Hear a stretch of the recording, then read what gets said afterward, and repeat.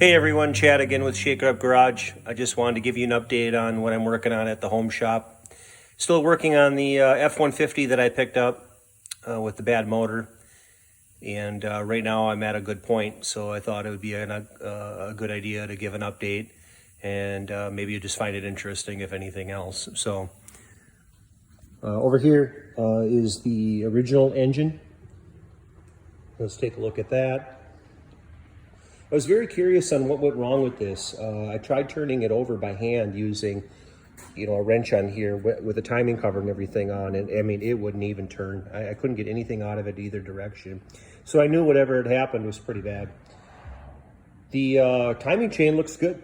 So if you look here, the chain looks good. I didn't see any issues here. The cylinder heads look really good. Cams look decent. So I was surprised.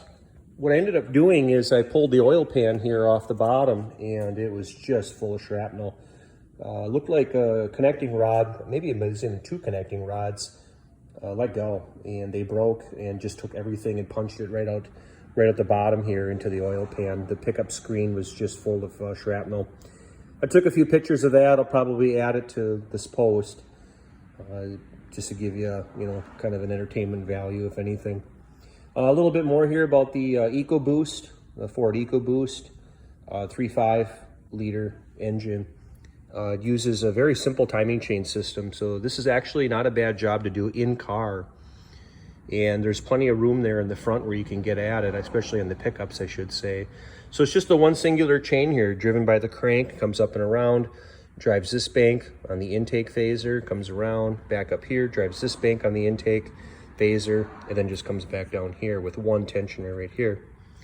So that's pretty straightforward. And then they just have secondary chains here to connect intake and exhaust, and then same thing here. So they do have four phasers, phasers on the intake and the exhaust side, same here. So they are controlling that using the oil pressure. So the solenoids here for each one, and then same thing here for each one. And yeah, it's a great little motor, actually. Also, this is direct injected, so you can see the injectors right there, trying to get you in on that. The injectors are actually squirting fuel directly into the cylinder. So extremely high pressure here on this. So the advantages are really between the variable valve timing and having the DI or direct injected, a lot of advantages here. Fuel economy, power, being able to control things a little bit easier. So, pretty nice setup. Twin turbo. So we have a turbo on this side and then a turbo on this side. So turbos, direct injection, variable valve timing. Good luck, right? So yeah, pretty busy. But good little motors. I don't know what happened to this one, but I saw on the window they had a Fleet Farm oil change sticker, so that was kind of a giveaway. Not really good. And they had about a 99-cent oil filter on this. That's a little scary as well. So I got the new motor in. I went with a certified used engine. This came out of a running vehicle, same year, same engine, of course. And I got it from one of my suppliers that we use at the shop. 100-day warranty. And the truck has 135,000, but actually this motor only has a little over 100. So they just cut the connectors, as you can see. They clip them there, cut them, cut them, cut them. So it's not too bad. When you're running the old harness like this, it can get a little confusing. I take to some photos, and I just kind of take my time with this stuff to match everything up. They also, put all the caps and plugs on there to keep foreign objects out, which is quite nice. So it's a complete engine. It doesn't have the alternator, not a big deal. It doesn't come with the AC compressor, doesn't come with the starter, but, it comes with, the valve covers, intake, everything is all one unit. So it makes life a little bit easier than going with a long block.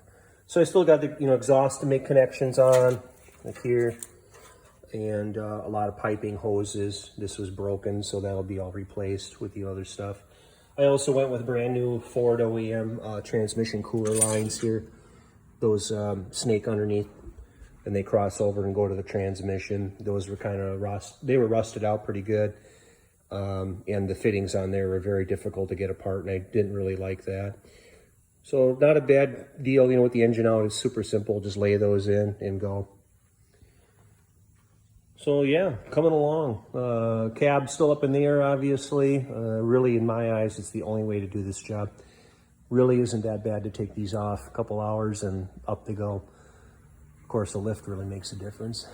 But yeah, so we got that here, and some of the old parts from the other engine, intake, valve covers, high pressure fuel pump, timing cover. So yeah, we talked about that direct injection, and this is the high pressure fuel pump. So they actually have a supply coming in here, and this is from the low pressure pump, which is located back in the tank, and that supplies low pressure fuel. And then as the cam inside turns on the bottom, it pumps this, and then that creates the high pressure source. And then they control it here with a connector with electrical solenoid. So you can kind of see that here on the old one. It's pretty straightforward, just a spring-loaded little piston setup. But that's all it takes to get the high pressure fuel for the direct injection.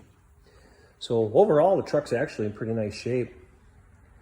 You can see some of the other parts we got here: running boards, bumpers, hoses, wires, alternator, more hoses, good stuff, But yeah, so far I've been pretty happy with the project. I'm at a good point right now, so my plan is to keep cruising and see where this goes. I just wanted to show you that, and this is my home shop. So I live in Hartford, and this is my home shop. And I've worked on cars here for, I don't know, long time.